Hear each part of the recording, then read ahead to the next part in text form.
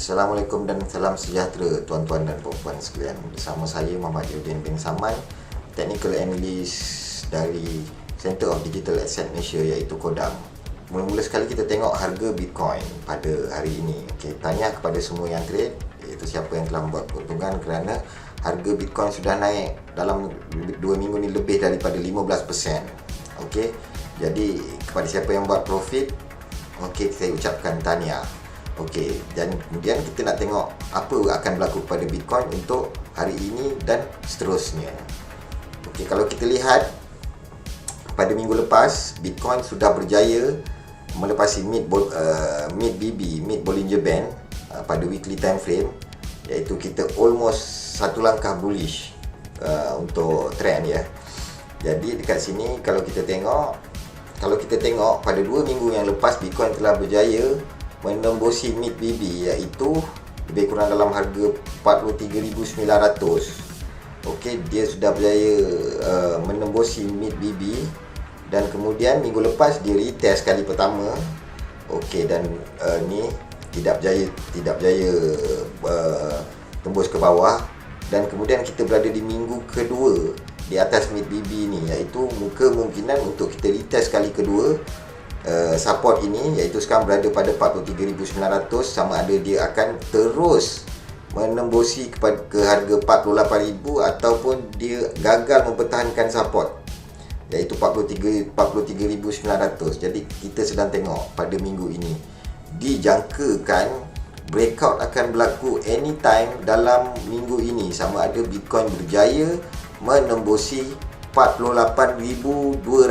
Iaitu kenapa saya cakap 48,200 ni penting, sebab okey, long term trend, iaitu 200 day moving average, okey, berada pada harga ini 48,000.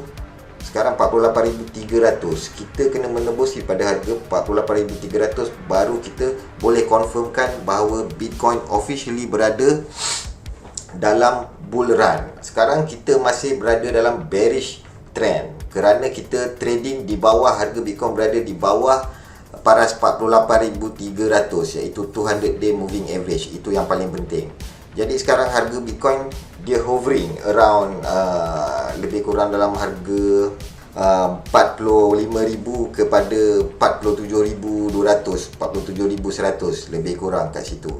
Tapi dalam movement yang lebih besar, sebenarnya dia bergerak di antara support, iaitu 44,200, dan resistance dia iaitu 48,300 lah pada hari ini ya. Support dan resistance berubah-ubah, dan setiap hari dia tidak sama, kerana pergerakan price adalah berbeza. Jadi support dan resistance untuk setiap hari adalah berbeza.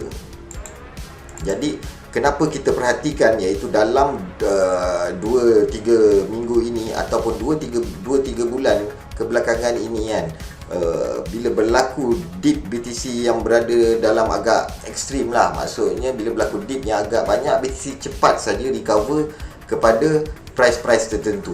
Punca BTC cepat recover ialah kerana pembelian oleh Luna Foundation keluarkan stablecoin, iaitu USD, yang mana USD ni adalah algorithmic stablecoin. Tapi Luna nak kuatkan lagi dia punya stablecoin, iaitu dia nak tambah reserve. Bila tambah reserve, cara dia tambah reserve dengan gunakan Bitcoin. Jadi Luna Foundation ni tiap-tiap hari membeli lebih kurang dalam 125 juta Bitcoin sepanjang 2 bulan lepas, iaitu sekarang dia orang dah ada lebih kurang dalam 1.2 billion.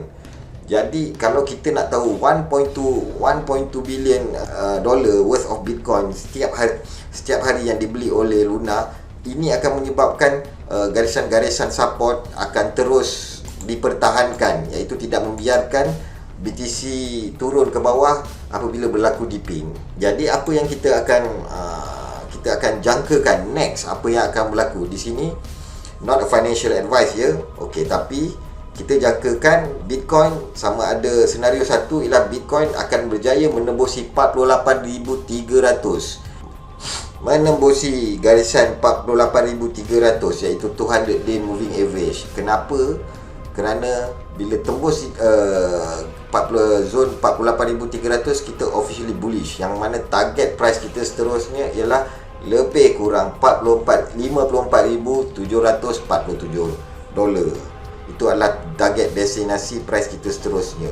Tapi jika Bitcoin gagal mempertahankan support iaitu 43,900 lebih kurang, maka kita mungkin akan saksikan bearish price action mungkin dalam lebih kurang dalam sebulan atau 2 bulan lagi, yang mana target price dia mungkin akan turun 38,000 atau ke target-target yang paling ditakuti iaitu sebanyak 33,000. Semua boleh jadi, kerana dalam trading kita tak tahu sama ada price itu boleh naik melambung ataupun naik ataupun turun menjunam. Kita tak tahu. BTC pernah membuat penurunan sebanyak 10,000 dolar satu hari, dan juga BTC pernah buat kenaikan sebanyak 10,000 ke 15,000 dolar satu hari. Jadi semua itu tidak mustahil.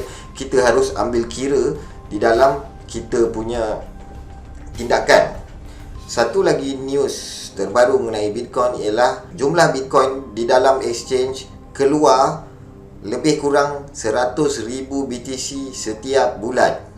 Okey, ini menunjukkan kebanyakan whale-whale yang trade BTC ini setelah dapat untung dalam BTC, dia keluarkan BTC dia dan dia simpan ke dalam personal wallet.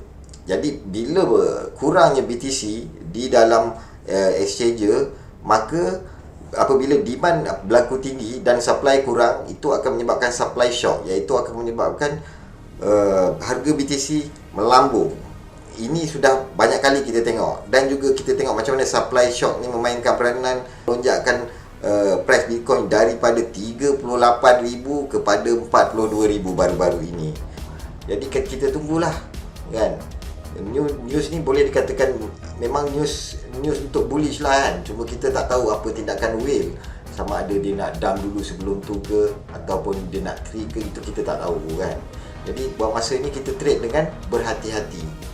Jadi sebagai akhir kata kepada traders dan kepada anda yang hold capital dalam Bitcoin ataupun altcoin, saya ucapkan selamat maju jaya.